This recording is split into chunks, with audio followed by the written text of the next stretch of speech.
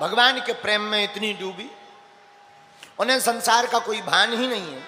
और हम आज के चरित्र में जो हम आपको स्पर्श कराना चाह रहे हैं वो भाव ये है कि भगवान की भक्ति या भगवान का प्रेम किसी शर्त से नहीं होता।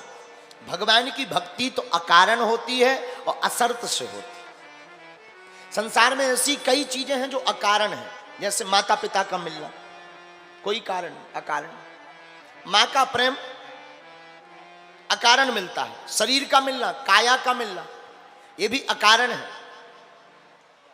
माता पिता की भी, माँ की कोई शर्त नहीं होती, माँ की कोई शर्त नहीं होती, माँ को कोई भाव भी नहीं रहता है। जिस प्रकार माँ का प्रेम बिना शर्त के होता है, वैसे ही परमात्मा का प्रेम भी बिना शर्त के होता है।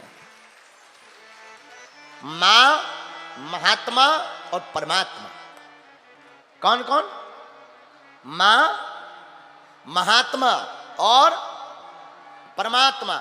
माँ का प्रेम, महात्मा का प्रेम और परमात्मा का प्रेम किसी शर्त के नहीं होता, ये तो बिना शर्त के होता है। ये मीराबाई की भक्ति से हम आपको सीखने को मिलता।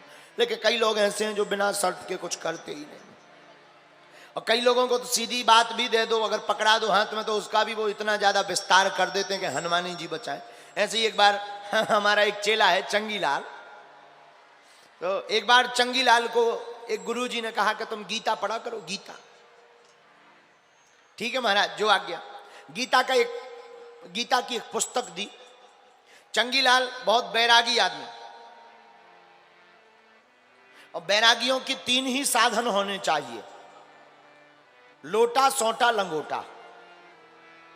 बैरागियों के 3 साधन है महाराज जी, केवल 3 ही वस्तु बैरागियों के पास होनी चाहिए, लोटा, सोंटा और लंगोटा। ज्यादा कुछ बैरागियों के पास होना भी नहीं चाहिए, लेकिन नहीं तो गड़बड़ हो जाती। तो चंगीलाल भी बड़ा बैरागी आदमी, गुरुजी ने कहा गीता पढ़ा करो, गीता, जो आज्ञा। गीता की किताब दी, और ये इतना विचित्र आदमी कि गीता की पुस्तक घर पे लाया, सोई चूहा खा गए। अब इसने कहा ये तो बड़ी बुरी बात, झोपड़ी में रहता था, चूहा खा गए गीता को, इसका दिमाग खराब। इसने कहा अब चूहों के लिए उपाय क्या है? किसी ने कहा बिल्ली ले आओ, ये बिल्ली ले आया। लेकिन किसी ने कहा बिल्ली तो ले आए पर बिल्ली को दूध चाहिए, तो दूध कहां से आए? बोले गैया ले आओ। तो बिल्ली लाया, अब बिल्ली के लिए चाहिए दूध, तो दूध के लिए लाया गैया। अब गैया को बाहर तो बांध नहीं सकते, सो गौशाला बनाई। गौशाला बनाई तो अब भजन करें, गौ माता को देखें यार। तो एक व्यक्ति को रखा कि कम से कम भाई तुम गाय माता को देखा करो, गाय की सेवा किया करो। वो रहने लगा तो अब भोजन बनाने वाला कोई चाहिए, तो इसने कहा विवाह ही कर लो, लुगाई ले आओ। शादी कर ली, सो लुगाई ले आया, है बैरागी, लुगाई ले आया। अब जब लुगाई आ गई तो लुगाई बोली हम कहाँ रहे, मकान तो बनवाओ। इसने कहा ये भी बात जरूरी है, ये भी बहुत जरूरी बात है। इसने मकान बनवाया, और जब मकान बन गया, लुगाई हो गई, सो लड़का वाले भी हो गए। जब बाल बच्चे हो गए तो बच्चों के लिए पत्नी ने कहा कुछ कमाओ, सो गीता छूट गई, भजन छूट गया, अब लगे कमाने। 1.5-2 साल बाद फिर गुरुजी मिले, बोले कहो चेला क्या हाल है? बोले कोई नहीं आपकी कृपा है। बोले कृपा तो ठीक है, ये बाल बच्चे, ये पत्नी, ये वैभव, ये मकान, बोले ये आपकी गीता का प्रताप है ये आपकी गीता।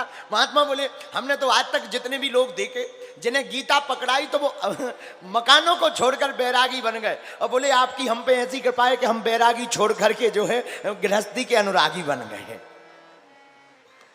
महात्मा बोले ये कैसे हुआ? बोले ये गीता का सार है। महात्मा बोले गीता का सार तो भगवान का भजन है। बोले गीता का सार भगवान का भजन है, पर हमारे लिए तो गीता का सार ही संसार है।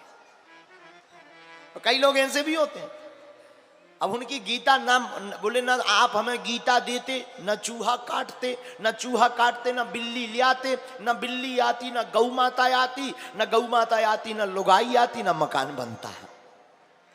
तो कई लोग ऐसे भी होते हैं, उन्हें सीधी बात अगर पकड़ा भी दो तो वो उसका भी वो अपने हिसाब से अर्थ निकाल लेते हैं।